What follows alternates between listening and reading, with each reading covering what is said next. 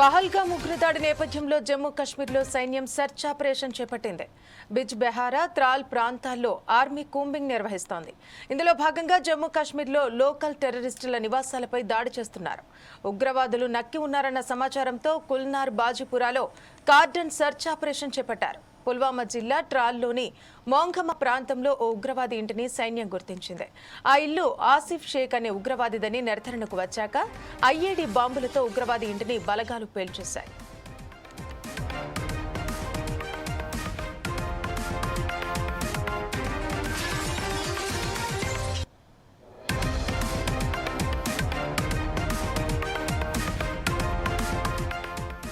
April 22వ తేదీన జమ్మూ కాశ్మీర్ పహల్గామ్లో జరిగిన ఉగ్రదాడిలో 26 మంది పర్యాటకులు మృతి చెందారు. అయితే అమాయకుల ప్రాణాలను బలిగొన్న ఉగ్రముఖలో ఆసిఫ్ షేక్ పేరు తెరపైకి వచ్చింది. దీంతో అతడి కోసం ముమ్మర దర్యాప్తు చేపట్టింది ఆర్మీ. లష్కర్-ఇ-తోయిబా స్థానిక కమాండర్గా ఆసిఫ్ షేక్ వ్యవహరిస్తున్నట్టు గుర్తించింది. ట్రాల్లోని మోంఘమా ప్రాంతంలో భద్రతా దళాలు తనిఖీలు నిర్వహిస్తున్నప్పుడు కొన్ని అనుమానాస్పద వస్తువులు బయటపడ్డాయి. ప్రమాదాన్ని గ్రహించిన సిబ్బంది వెంటనే అప్రమత్తమై భారీ పేలుడుతో ఇంటిని ధ్వంసం చేశారు. దీంతో ఇల్లు పూర్తిగా ధ్వంసమైంది.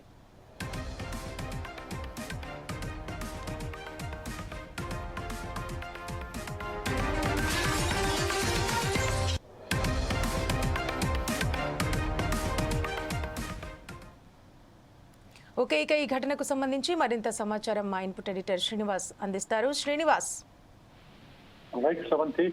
ఏదైతే పహల్గాం ఘటన తర్వాత ఇక జమ్మూ కాశ్మీర్లోని పహల్గాం ప్రాంతంతో పాటుగా ఎవరైతే ఉగ్రవాదులు నివాసం ఉంటున్న ఏరియాలన్నిటి కూడా భారత సైన్యం వెల్లడపడుతుంది. ఎక్కడికక్కడ అన్ని ప్రాంతాలను క్షుణ్ణంగా పరిశీలిస్తూ ఉగ్రవాద ఏవైతే ప్రాంతాలు ఉన్నాయో ఆ ప్రాంతాలు వెళితే వాళ్ళు తలదాచుకున్న ప్రాంతాలన్నింటినీ కూడా సోదాలు నిర్వహిస్తున్నారు. ఈ నేపథ్యంలోనే ఏదైతే పెహల్గాం దాడిలో సూత్రధారులుగా భావిస్తున్న ఆసిఫ్ షేక్, అదేవిధంగా హుస్సేన్లకు సంబంధించిన ఇళ్లను భద్రతా దళాలు తేల్చివేయడం జరిగింది. ఈ ఇద్దరు కూడా పెహల్గాం సంబంధించి సూత్రధారులుగా వ్యవహరించారు. స్థానిక లష్కర్-ఇ-తోయిబాకి సంబంధించిన వారిగా కూడా భద్రతా దళాలు భావిస్తున్నాయి. వారి ఇళ్లను కూడా మొత్తం తేల్చివేయడం జరిగింది. అయితే ఈ సెర్చ్ ఆపరేషన్ మొత్తం కూడా కాశ్మీర్కి సంబంధించి ఎక్కడెక్కడ ఉగ్రవాదులు తలగాల్చుకునే ప్రాంతాలు ఉన్నాయో అన్నిటి మీద కూడా ఈ ఆర్మీ అలర్ట్ గా ఉంది. మొత్తం సెర్చ్ ఆపరేషన్ కొనసాగుతుంది. ఎక్కడికక్కడ జల్లెడ పట్టడము, అనుమానితులందరినీ కూడా తీసుకోవడం లాంటివి అది జరుగుతుంది. బిజ్ బెహారా, అదేవిధంగా త్రాల్ ప్రాంతాల్లో కావచ్చు, కుల్నార్, బాజీపురాలో కావచ్చు కాటన్ సెర్చ్ ఆపరేషన్ జరుగుతున్నాయి. ఈ ఆపరేషన్ లో భారత బలగాలకు భారత బలగాలు పాకిస్తాన్ కు షాక్ ఇవ్వడం జరిగింది. ఏదైతే లష్కర్-ఇ-తోయిబా కమాండర్ అల్తాఫ్ అలీ హతం కాబడ్డారు. ఈ సెర్చ్ ఆపరేషన్ లో కాల్పుల్లో ఆయన హతం చేయబడ్డారు. భద్రతా దళాలంతా కూడా కాల్పులు జరిగాయని పట్టుబెట్టడం జరిగింది. మొత్తానికి చూసుకుంటే కనుక ఏదైతే పహల్గాం ఉగ్ర దాడి తర్వాత భారత్ తన దూకుడుని పెంచడం జరిగింది. ఖచ్చితంగా పాకిస్తాన్ గుర్తు చెప్పి తీస్తాం. అదేవిధంగా ఉగ్రవాదులు ఎవరైతే ఉన్నారో వారందరినీ కూడా ఎక్కడ ఉన్నా సరే వాళ్ళని ఖచ్చితంగా మట్టు పెడతామన్న రీతిలోనే భారత భద్రతా దళాలు కనిపిస్తున్నాయి. మొత్తంగా చూసుకుంటే కనుక ఇక ముందున్నది వారే అనేది మాత్రం ఒక సూచనాప్రాయంగా తెలుస్తుంది. ఎందుకంటే ఇరువైపులా కూడా మొత్తం యుద్ధానికి తగ్గ వాతావరణాన్ని ఇక్కడ ఏర్పడింది. సో ఇక ముందు జరగబోయేది యుద్ధమేనా అనే ఒక ఆందోళన అయితే పాకిస్తాన్ లో నెలకొంది. కానీ ఖచ్చితంగా చేయాల్సిందే, పాకిస్తాన్ పీచం అణచాల్సిందే అని చెప్పి కూడా భారత్ కోరుకుంటుంది. సో ఇప్పుడు నెక్స్ట్ వాట్ అన్నదే ఇప్పుడు చూడాల్సి ఉంటుంది. ప్రవంతి. ఓకే శ్రీనివాస్, అంటే అక్కడ తనకు సంబంధించినటువంటి కొన్ని ఆనవాళ్లను గుర్తించామని చెప్తున్నారు కదా, ఎటువంటి ఆనవాళ్లను గుర్తించారు? అయితే ఇల్లు ధ్వంసం చేశారన్నారు, మరి అందులో ఆ ఇంట్లో అతను ఉన్నాడా? అసలు దాని గురించి ఒకసారి వివరణ ఇవ్వండి. అంటే ఇవన్నీ కూడా సర్చింగ్ ఆపరేషన్ లో అక్కడున్న స్థానికులు వచ్చిన వివరాల ప్రకారం ఈ సమాచారాన్ని భద్రతా దళాలు స్వీకరించాయి. ఈ సేకరణలో భాగంగానే ఆ ఇంట్లో ఆ రెండిళ్ళు అయితే ఉన్నాయో ఆ ఇళ్లను వాళ్ళ భద్రతా దళాలు చుట్టుముట్టడము, అందులో లోపల ఉన్నారేమో చూడడము, అదేవిధంగా ఈ సర్చింగ్ ఆపరేషన్ లో పలు అనుమానాస్పద ఇక్కడ పరికరాలు కనిపించడం, ఇవన్నీ చూసిన తర్వాతనే భద్రతా దళాలు నిర్ధారణకు రావడం జరిగింది. నిర్ధారణకు వచ్చిన తర్వాతనే ఆ రెండు ఇళ్లను కూడా పేల్చివేయడం జరిగింది. ఎందుకంటే లోపల సర్చ్ ఆపరేషన్ చేసినప్పుడు అనుకోని ప్రమాదం జరిగే ఛాన్సెస్ కూడా ఉన్నాయి. సో అలాగని చెప్పేసి రెండిళ్లను కూడా పేల్చివేయడం జరిగింది. అంతేకాదు లష్కర్-ఇ-తోయిబాకి చెందిన చీఫ్ టాప్ లీడర్ ఎవరైతే ఉన్నారో మనకి అల్తాఫ్ అలీని కూడా మట్టు పెట్టడం జరిగింది. అంటే ఇప్పుడు సోషల్ మీడియాలో మనం చూసుకున్నట్టయితే శ్రీనివాస్, ఒక 5గురు ఉగ్రవాదుల పిక్చర్స్ అయితే మనకు కనిపిస్తూనే ఉన్నాయి. సో అందులో ఇతను ఒకరు ఉన్నారా? వీరంతా సూత్రధారులు. సో లోకల్ గా ఉండి మొత్తం ఈ ఏదైతే ఈ దాడిలో ఉన్న వాళ్ళు మాత్రమే కాబట్టి ఇద్దరు ఉన్నట్లు కూడా భద్రతా దళాలు గుర్తించాయి. అందుకోసం వాళ్ళు ఇద్దరిని మట్టు పెట్టడం జరిగింది. Okay, thank you Srinivas.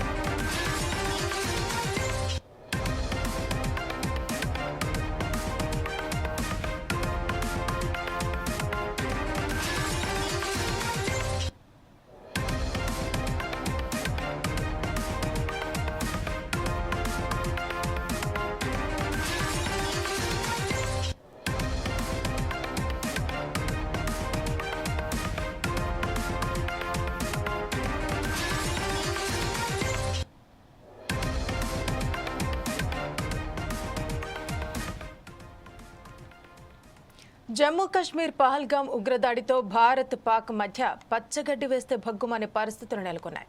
ఉగ్రదాడి తర్వాత ఆంక్షల అస్త్రాన్ని ప్రయోగిస్తూ పాకిస్తాన్కు భారత్ ఊహించని షాకులిస్తోంది. అటు పాకిస్తాన్ కూడా వెనక్కి తగ్గటం లేదు. సింధు జలాల నిలిపివేత అంటే యుద్ధం ప్రకటించడమేనని సంకేతాలిస్తోంది. దీంతో ప్రస్తుత పరిస్థితులను చూస్తుంటే ఇండియా పాకిస్తాన్ మధ్య యుద్ధం తప్పదేమోనని అనిపిస్తోంది.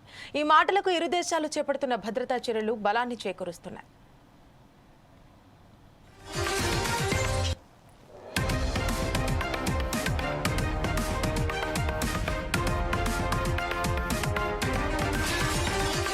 ఇక పహల్గాం టెర్రర్ అటాక్ పై ప్రతీకారం తీర్చుకోవాలని భారత్ ఉవ్విళ్లూరుతోంది. ఇందులో భాగంగా ఇండియన్ ఎయిర్ ఫోర్స్ ఆక్రమణ్ విన్యాసాలు నిర్వహిస్తోంది. సెంట్రల్ సెక్టార్లో రఫేల్ యుద్ధ విమానాల నేతృత్వంలో కసరత్తు ప్రారంభించింది. క్లిష్టమైన భూతల దాడులు, ఎలక్ట్రానిక్ వార్ఫేర్ విన్యాసాలపై దృష్టి సారించింది. ఇందుకోసం వివిధ వైమానిక స్థావరాల నుంచి యుద్ధ విమానాలను తరలించింది. మైదాన, పర్వత ప్రాంతాల్లో ఆపరేషన్ల కోసం ప్రత్యేక శిక్షణ కూడా ఇస్తోంది.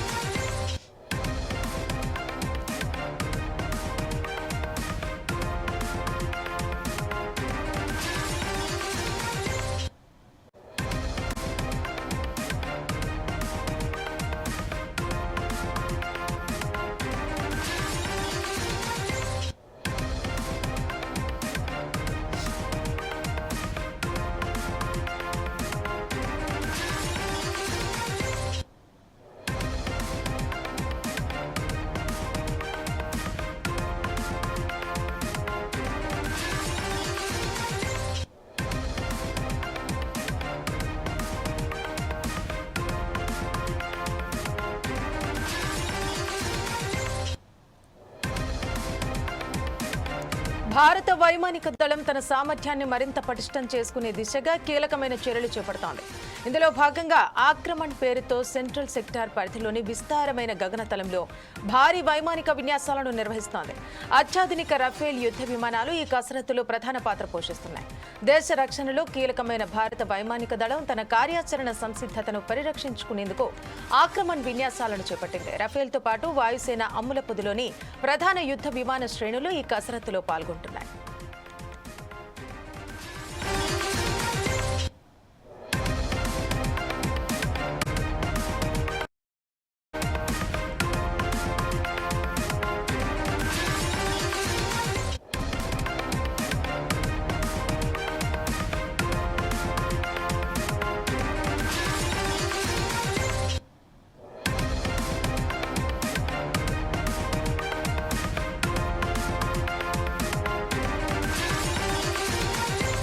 ఈ విన్యాసాల కోసం తూర్పు వైపున ఉన్న స్థావరాలతో సహా పలు వైమానిక కేంద్రాల నుంచి వాయుసేనకు చెందిన సాధన సంపత్తిని యుద్ధ విమానాలను తరలించినట్టు రక్షణ రంగ వర్గాలు వెల్లడించాయి. అత్యాధునిక సాంకేతిక పరిజ్ఞానంతో కూడిన ఈ యుద్ధ విమానాలు అత్యంత క్లిష్టమైన విన్యాసాలను ప్రదర్శిస్తున్నాయని తెలిపాయి.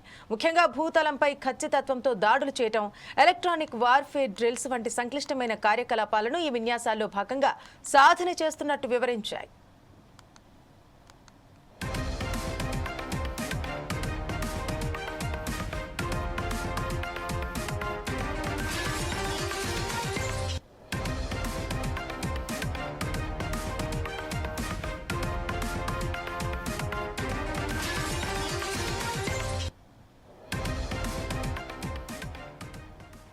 మైదాన ప్రాంతాలు, పర్వత ప్రాంతాలు వంటి విభిన్న భౌగోళిక పరిస్థితులలో క్లిష్టమైన భూతల దాడి కార్యకలాపాలను సమర్థవంతంగా నిర్వహించేందుకు భారత వైమానిక దళం ప్రత్యేకంగా శిక్షణ పొందుతున్నట్టు రక్షణ వర్గాలు స్పష్టం చేశాయి. భవిష్యత్తులో ఎదురయ్యే ఎలాంటి సవాళ్లనైనా ఎదుర్కొనేందుకు వీలుగా ఈ ఆక్రమణ విన్యాసాలు దోహదపడతాయని భావిస్తున్నాయి. పహల్గామ్ ఉగ్రదాడితో భారత్, పాకిస్తాన్ మధ్య తీవ్ర ఉద్రిక్తతలు నెలకొన్న సమయంలో ఈ ఎయిర్ డ్రిల్ జరుగుతుండటం ప్రాధాన్యత సంతరించుకుంది.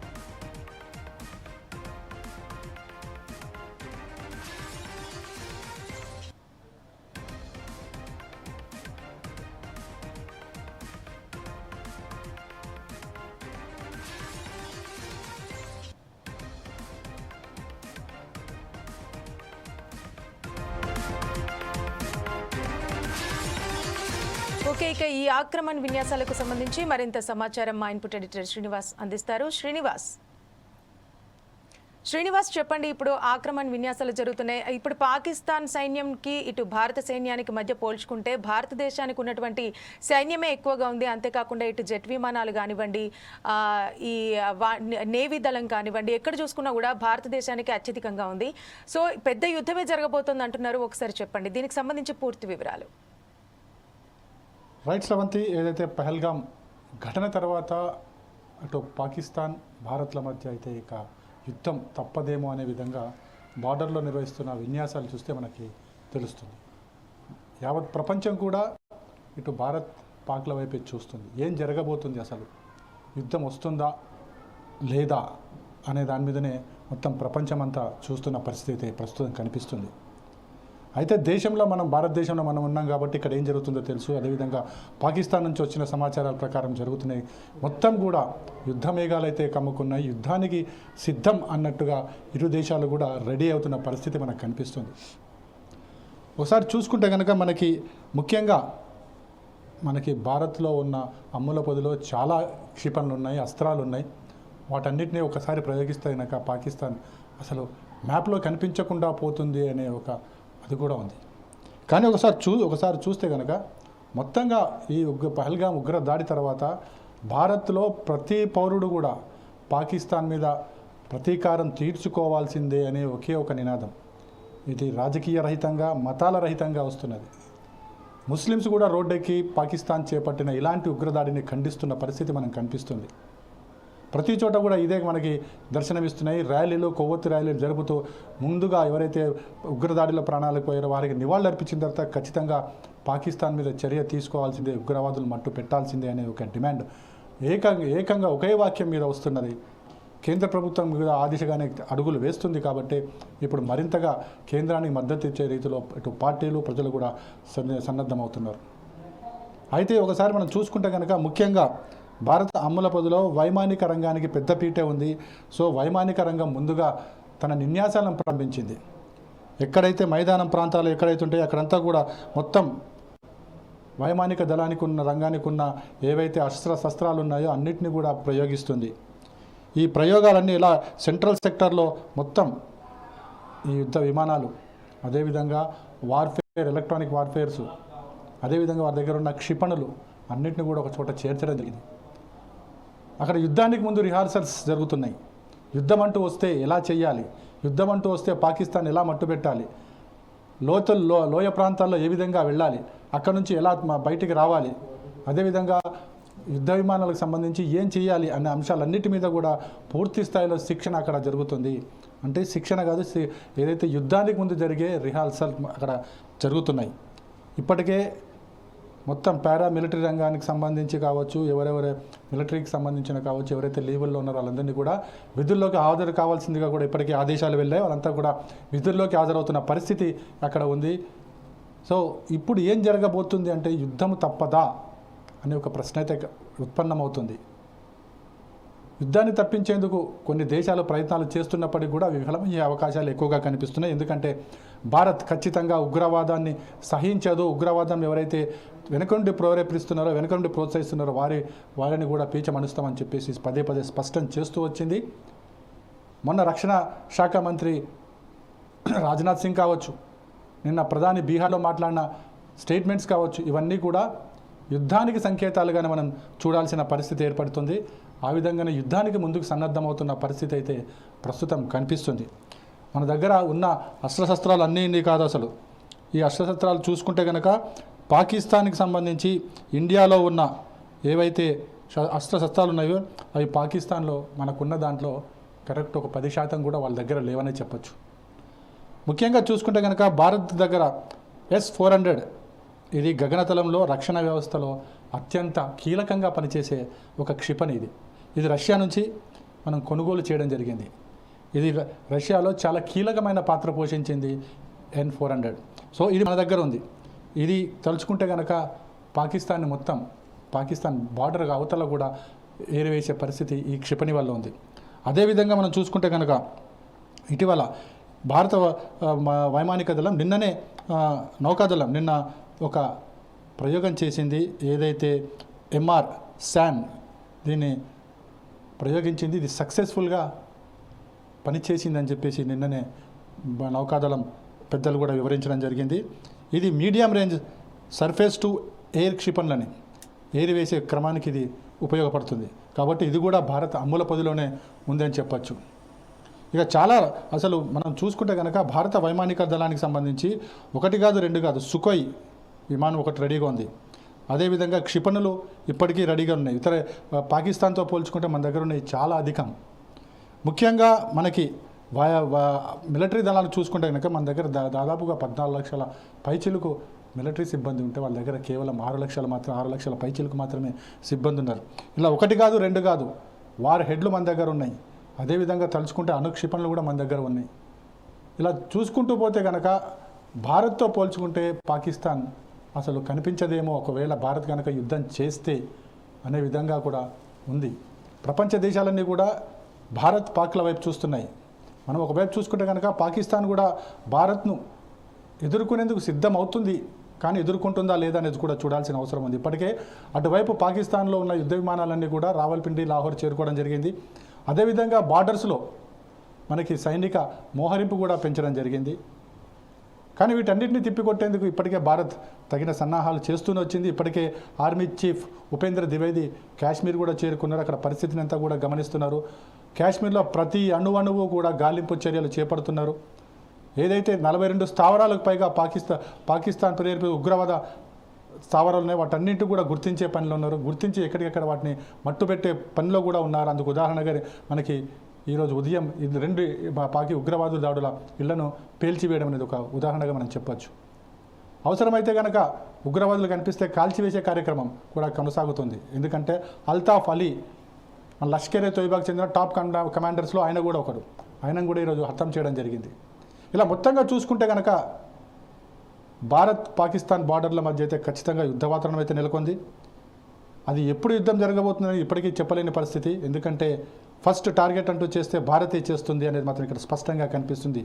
ఎందుకంటే ఉగ్రవాదులకు శరణిచ్చింది వాళ్ళే, ఉగ్రవాదులను పెంచి పోషింది పాకిస్తాన్ మాత్రమే. ఖచ్చితంగా భారత్ వైపు నుంచే ముందుగా దాడి ఉండబోతుందని మాత్రం స్పష్టమవుతుంది.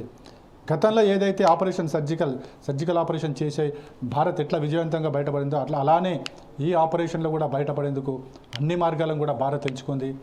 ఇంతేకాదు భారత్ ముందుగా ప్రపంచ దేశాలను కూడా తన వైపుకు తిప్పుకునే ప్రయత్నం పూర్తిగా చేసింది, సక్సెస్ కాగలిగింది. అందుకే ఇజ్రాయెల్ ముందుకు వచ్చి భారత్కి ఏ సహాయం కావాలంటే ఆ సహాయం చేయడానికి ముందుంటామని చెప్పేసి కూడా ప్రకటన చేయడం జరిగింది.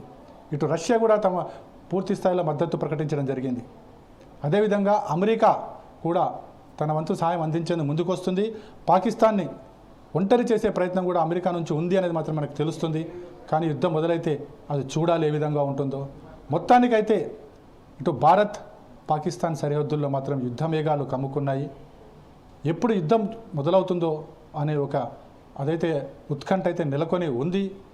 కానీ భారత్లో మాత్రం ఖచ్చితంగా పాకిస్తాన్ని, ఉగ్రవాదాన్ని అణిచివేయాలనే ఒకే ఒక లక్ష్యంతో భారత ప్రజలు కూడా కోరుకుంటున్నారు. శ్రవంతి. ఓకే శ్రీనివాస్, అంటే ఇప్పుడు ఐక్యరాజ్య సమితి ఇరు దేశాల ప్రధానులను పిలిచి మాట్లాడి అంటే యుద్ధం జరగకుండా చేసే ప్రయత్నం ఏమైనా చేస్తే ఫలిస్తుందంటారా? మనకి చూడొచ్చు, నిన్న ప్రధాని బీహార్లో మాట్లాడుతూ ఖచ్చితంగా ఊహించని ఆశ్చర్యపోయేలా ప్రపంచానికి చూపిస్తాం భారత్ ఏంటో అనేది ఒక స్టేట్మెంట్ ఇవ్వడం జరిగింది. అంతకు ముందు రోజు రక్షణ శాఖ మంత్రి రాజ్నాథ్ సింగ్ కూడా సేమ్ ఇదే స్టేట్మెంట్ ఇవ్వడం జరిగింది. నిన్న ప్రధాని మాట్లాడుతూ ఉగ్రవాదులు ఎక్కడున్నారో వాళ్ళు భూమి చివరి అంచునున్నా సరే ఏరుకుని పట్టుకుని మట్టు పెడతామని చెప్పేసి కూడా స్పష్టం చేయడం జరిగింది. ఎందుకంటే గత కొంతకాలంగా కూడా భారత్ ఉగ్రదాడిలో అనేక మంది ప్రాణాలు కోల్పోయింది. ఆ దేశ ఆర్థిక వ్యవస్థ మీద అనేక మార్లు దెబ్బపడింది. సో ఈసారి వేచి చూసే ధోరణి కాదు, ఖచ్చితంగా అటాక్ చేయాల్సిందే అనే ఒక ధోరణితో కేంద్ర ప్రభుత్వం ఉంది.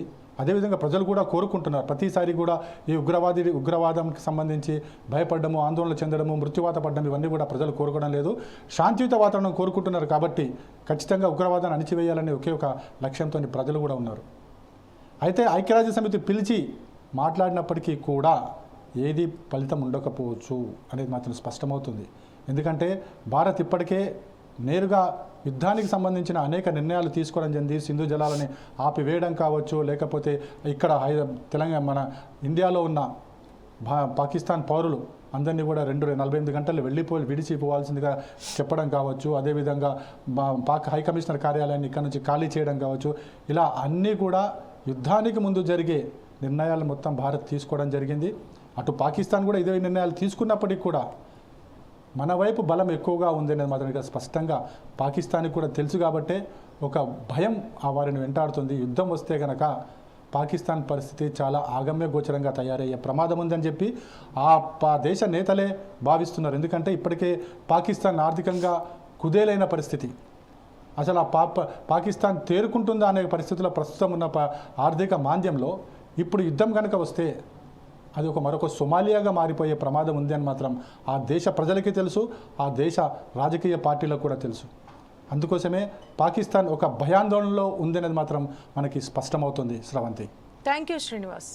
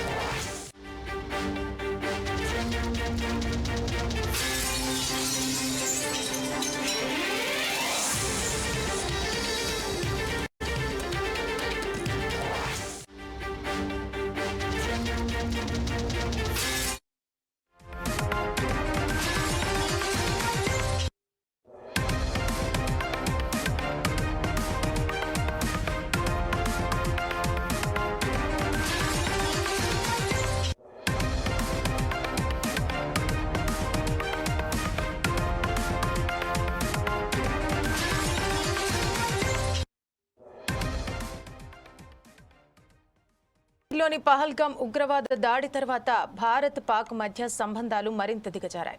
ఉగ్రవాద దాడి జరిగిన వెంటనే మోదీ ప్రభుత్వం అనేక సంచలన నిర్ణయాలు తీసుకుంది. వాటిలో ముఖ్యమైనది సింధు జల ఒప్పందాన్ని రద్దు చేయటం. దీనిపై పాక్ ప్రభుత్వం కూడా ధీటుగానే బదిలిస్తోంది. సింధు జల ఒప్పందం రద్దంటే యుద్ధానికి కాలు దువ్వడమేనని చెప్పుకొచ్చింది. ఈ నేపథ్యంలో భారత్ పాక్ మధ్య యుద్ధం జరుగుతుందా? జరిగితే ఎవరికి నష్టం?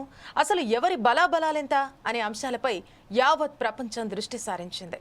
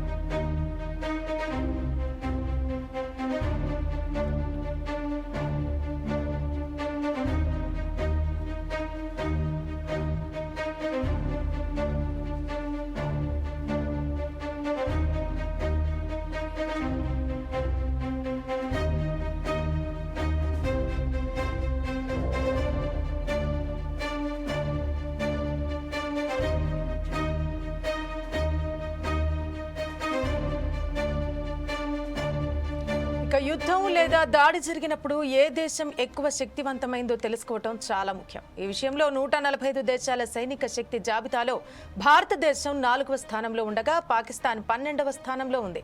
దీని వెనుక చాలా కారణాలే ఉన్నాయి. భారత సైన్యంలో 14,44,000 మంది క్రియాశీల సైనికులు ఉండగా 11,55,000 మంది రిజర్వ్ దళాలు, 25,27,000 మంది పారామిలిటరీ దళాలున్నాయి. సైన్యం మందుగుండు సామాగ్రిలో ఆధునిక స్వదేశీ సాంకేతిక పరిజ్ఞానం అద్భుతమైన మిశ్రమం ఉంది.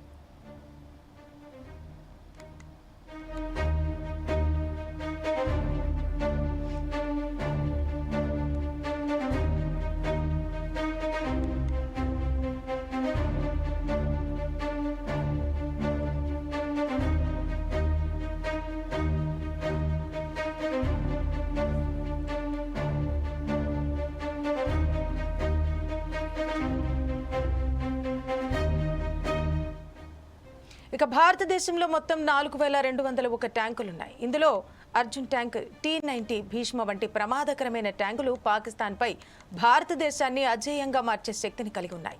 అర్జున్ ట్యాంకును భారతదేశంలో అభివృద్ధి చేశారు. అయితే T-90 భీష్మ రష్యాకు చెందింది. దీనిని తర్వాత భారతదేశం అప్గ్రేడ్ చేశారు.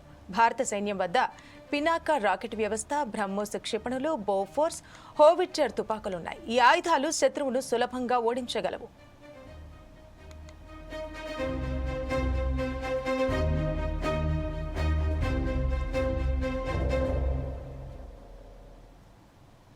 ఇక భారత వైమానిక దళం విషయానికి వస్తే మొత్తం 2,229 విమానాలను కలిగి ఉంది. వీటిలో 600 యుద్ధ విమానాలు, 831 సహాయక విమానాలు, 899 హెలికాప్టర్లు, 50+ UAVలు ఉన్నాయి. దీనితో పాటు భారతదేశం అత్యంత ఆధునిక యుద్ధ విమానాలను కలిగి ఉంది.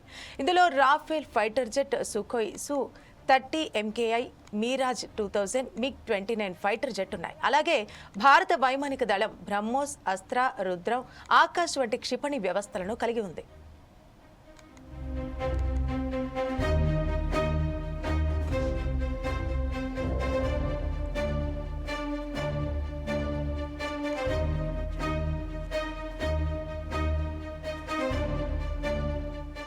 అటు భారత నౌకాదళం వేగంగా విస్తరిస్తోంది. ఆధునిక సాంకేతిక పరిజ్ఞానాన్ని కలుపుకుంటోంది.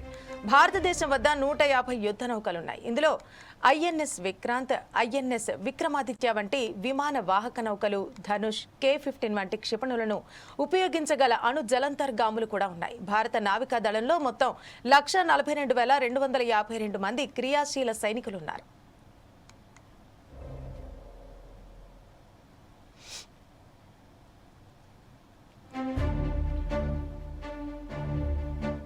ఇక పాకిస్తాన్ సైన్యం గురించి మాట్లాడుకుంటే ఆ దేశం దగ్గర 6,54,000 మంది క్రియాశీల సైనికులు, దాదాపు 3,742 ట్యాంకులు, 50,523 సాయుధ వాహనాలు, 752 స్వయం చోదక ఫిరంగి యూనిట్లున్నాయి.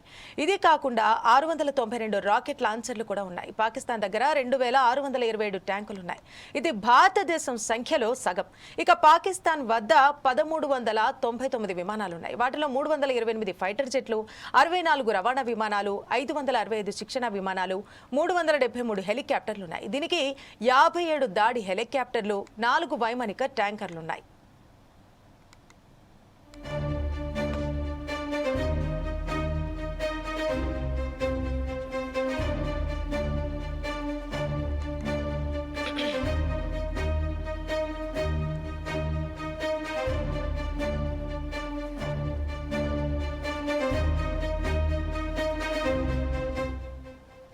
పాకిస్తాన్ నావికా దళంలో 114 నౌకలు, 8 జలంతర్గాములు, 9 ఫ్రిగేట్ యుద్ధ నౌకలున్నాయి. ఇటీవల సంవత్సరాలలో పాకిస్తాన్ తన నావికా శక్తిని పెంచుకున్నప్పటికీ భారత నావికా దళం పరిధి, నెట్వర్కింగ్, అణ్వాయుధ సామర్థ్యంలో చాలా ముందుంది. మొత్తానికి అన్ని విభాగాల్లో కూడా భారతదేశం పాకిస్తాన్ కంటే చాలా రెట్లు ముందుంది.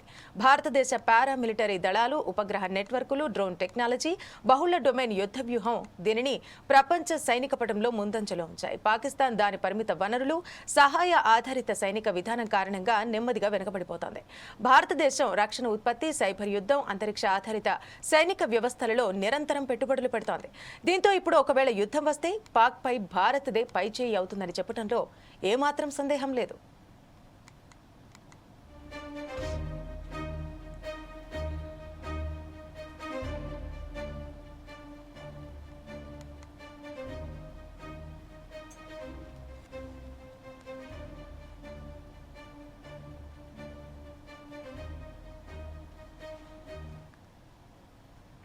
జమ్మూ కాశ్మీర్ పహల్గామ్లో జరిగిన ఉగ్రదాడిపై యావత్ దేశం అట్టుడికిపోతోంది. ఈ ఉన్మాద చర్యను తీవ్రంగా ఖండిస్తూ ఆత్మీయులను కోల్పోయిన కుటుంబాలకు సంతాపం తెలియజేస్తూ విజయవాడ సిద్ధార్థ కాలేజీ సర్కిల్లోని మదర్ తెరిసా విగ్రహం దగ్గర క్యాండిల్ నిరసన తెలిపారు.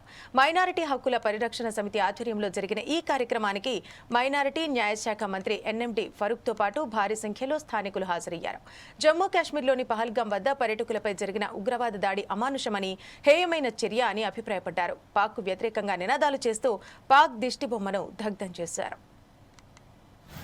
Pakistan! Down, down! Pakistan! Down, down! Pakistan! Down, down! Pakistan! Down, down! Down, down! Pakistan! Down, down! Pakistan! Down, down!